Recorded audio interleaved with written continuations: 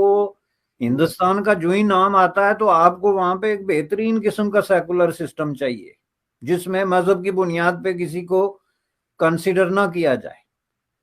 चूंकि अगर वहां पे मजहब की बुनियाद पे बात होगी तो उसका फायदा हिंदू को होगा, चूंकि हिंदू वहां पे मजहबी एतबार से अक्सरियत में है, इसलिए वहां हमें बार बार इस तरफ हमें लेके जाता है सोचने के लिए कि वहां पे अभी सिविलाइज्ड होने के लिए हमें कितने 100 साल का सफर चाहिए। मैं कोई एक डेकेड या दो की बात नहीं करता, बल्कि मैं सैकड़ों सालों की बात करता हूँ। क्या यही वजह है कि बाकी जो कौमें हैं, जो हमारा हमसाया कंट्रीज है, वो दूसरे कंट्रीज में और दुनिया में राज कर रहे हैं? यही वजह है। बिल्कुल इसकी यही वजह। Amazing aspects to Indian culture and civilisation. आप देखिए कि जानवर की जो कदर हिंदुस्तान करता है, जो हिंदुस्तानी करता है, is not third world. India is a super power that needs to sit in the security council. हमारा आपका भला, चाहे हम हिंदुस्तान को ना भी पसंद करें, इंडिया ही है जो हमारा हमारा ख्याल रखेगा, चाहे यमन।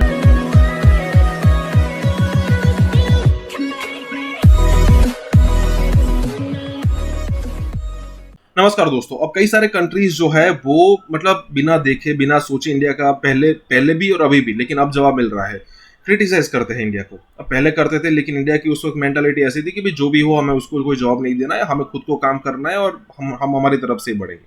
लेकिन पिछले 1-2 साल से भारत ने सबको जवाब देना शुरू किया है, चाहे वो कतर हो, चाहे वो पाकिस्तान हो, चाहे वो टर्की हो तो उस पर उसके आसपास की जो कंट्री है वहां पर जो उसके विवाद चल रहे हैं, जैसे कि साइप्रस हो, उसका मुद्दा उठा दिया हमने। कतर हो तो कतर तो सरिया के हिसाब से ही चलता है, तो उसको कोई बोलने का अधिकार रहता नहीं है। पाकिस्तान जो है वो खुद एक इस्लामिक कंट्री बना के बैठा है, लेकिन इंडिया के अंदर उसको चाहिए सेक्युलरिज्म। जब इंडिया के अंदर ऐसी कोई बात उठती है कि भाई इंडिया हिंदू राष्ट्र बनने की कगार पर है, तब इसको इंडिया को क्रिटिसाइज किया जाता है, लेकिन ये भूल जाते हैं कि खुद इस्लामिक कंट्री बनाकर बैठे हैं। तो यहाँ पर भी यही बात हो रही है कि खुद के लिए तो इस्लामिक कंट्री चाहिए, लेकिन जब इंडिया हिंदू राष्ट्र की तरफ आगे बढ़ता है ये नहीं चाहिए।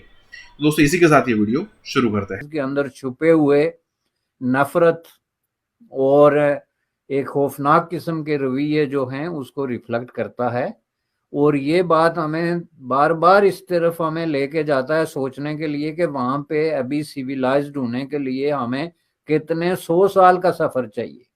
मैं कोई एक डेकेड या दो की बात नहीं करता, बल्कि मैं सैकड़ों सालों की बात करता हूँ कि हमें चाहिए इस जो है वो मनफी और रिग्रेसिव किस्म की सोच जो है उससे निकलने के लिए। आपने इंडिया की मिसाल दी, देखें ये मैं नहीं समझता कि इसमें आम आदमी का कसूर है। इसमें असल चीज जो है इसके पीछे जो प्रीचिंग है और टीचिंग है वो तो जाहिर है एक खास क्लास ऑफ पीपल, हुआ उनको आप रिलीजियस क्लैरिक्स कह लें या उनको कुछ पॉलिटिशियंस कह लें या उनको कुछ दोनों का मिक्सचर कह लें, रिलीजियो पॉलिटिकल जो ग्रुप्स हैं और जो पार्टीज हैं उनको कह लें कि आपको हिंदुस्तान का जो ही नाम आता है तो आपको वहां पे एक बेहतरीन किस्म का सेकुलर सिस्टम चाहिए जिसमें मजहब की बुनियाद पे किसी को कंसिडर ना किया जाए। चूंकि अगर वहां पे मजहब की बुनियाद पे बात होगी तो उसका फायदा हिंदू को होगा, चूंकि हिंदू वहां पे मजहबी एतबार से अक्सरियत में है, इसलिए वहां आपको चाहिए सेकुलरिज्म जो कि सबसे बड़ी मुनाफकत और इंतहा दर्जे की जाहिलाना किस्म की मुनाफकत का इजहार है। और जब बात पाकिस्तान की आए तो उसमें सेकुलरिज्म का नाम नहीं आना चाहिए। उसकी वजह यह है कि वहां अक्सरियत में आप हैं और आपको उससे फायदा होता है। अगर यहाँ पे सेकुलर होगा तो उससे आम अकलियत को, वहां के आम क्रिश्चियन को, आम हिंदू को जो है वो फायदा होगा, इसलिए सेकुलरिज्म इस्लाम में हराम है। आप इसी एक सब्जेक्ट को ले लें, इस पे आपके बहुत बड़े बड़े उलमाए कराम के फतवे, उनकी तकारीर, उनकी तहरीर आपके सामने मौजूद हैं कि किस कदर मुनाफकाना तरीके से वो जब हिंदुस्तान की बात करते हैं तो सेकुलरिज्म की हमायत करते हैं, पाकिस्तान की बात करते हैं तो सेकुलरिज्म को कुफर करार देते हैं। अब इसका जो है वो लाजमी नतीजा ये निकलता है कि आम आदमी ज़हनी तौर पे इंतहा दर्जे की गुमराही और कन्फ्यूजन का शिकार हो जाता है। ये आप अंदाजा लगाएं कि जो आदमी दौलत कमाने के लिए इंग्लैंड चला गया और वो वहां जाके भी हिंदू को अपना दुश्मन नंबर 1 समझता है और उसकी खातर वो अपना बिजनेस, अपना वीजा और अपनी जान तक जो है वो कुर्बान करने के लिए तैयार है, उससे आप अंदाजा लगा लें कि आपने बर्रे सगीर के अंदर किस तरह की खौफनाक किस्म की मेंटालिटी बना दी है।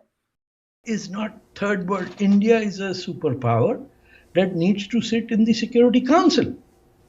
हमारा आपका भला, चाहे हम हिंदुस्तान को ना भी पसंद करें, इंडिया ही है जो हमारा ख्याल रखेगा। चाहे यमन है कि एम्बुलेंस फंसी हुई है इन ट्रैफिक और 20-25 लोगों ने उठा के गाड़ियां खुद उठा के साइड में कर दी कि एम्बुलेंस निकल जाए।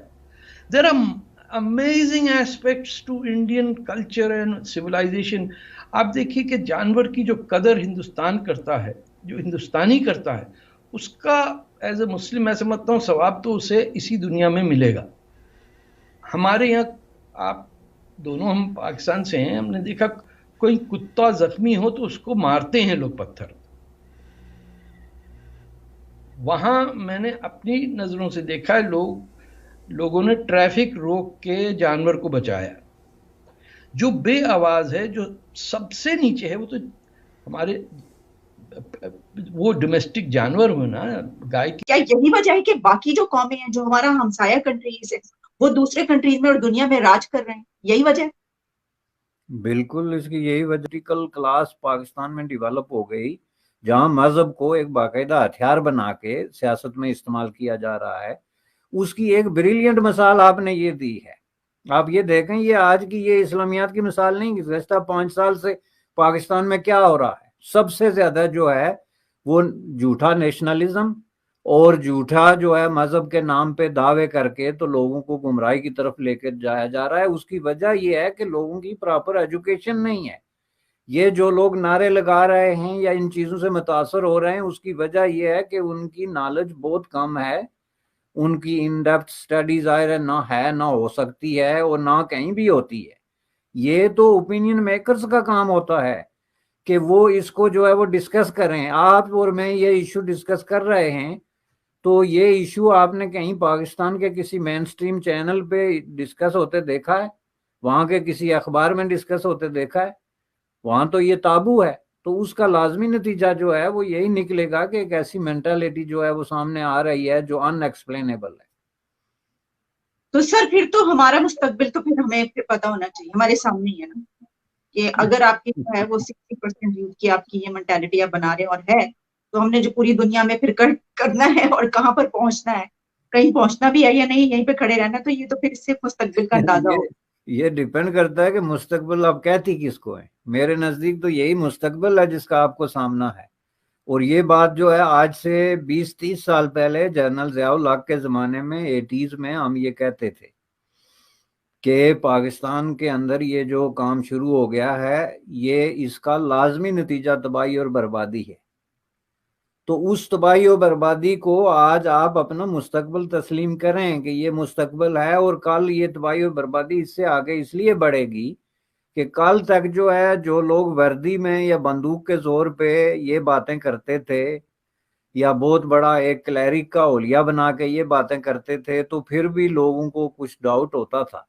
लेकिन आज जब आपकी सोसाइटी का एलीट और इस तरह के लोग जो हैं मुख्तलिफ किस्म के होलिये धार के, रूप धार के तो ये बातें करते हैं, तो इसका आप मुस्तकबिल देख लें। तारीख है अनफॉर्चुनेटली, लेकिन तारीख है, ये मैं बता दूं, उसमें रोशनी की कोई। आप पहले, सबसे पहले तो ये जहालत का एक अंदाज ये देखें। दूसरा, आप ऊपर से एक ताज़ा 3 रिपोर्ट जो है वो पाकिस्तान की यूनिवर्सिटीज़ के हवाले से देख लें। ये जो अभी जो है वो यूनिवर्सिटीज़, दुनिया की यूनिवर्सिटीज़ के हवाले से एक रिपोर्ट आई है, उसमें आप मुझे एक यूनिवर्सिटी दिखा दें जो दुनिया की पहली 500 यूनिवर्सिटीज़ में से किसी एक में, या मेयार तालीम के हवाले से जो उसको क्रिटिसाइज किया गया है कि ये कम अज़ कम जो है वो 100 साल पीछे बाकी दुनिया से।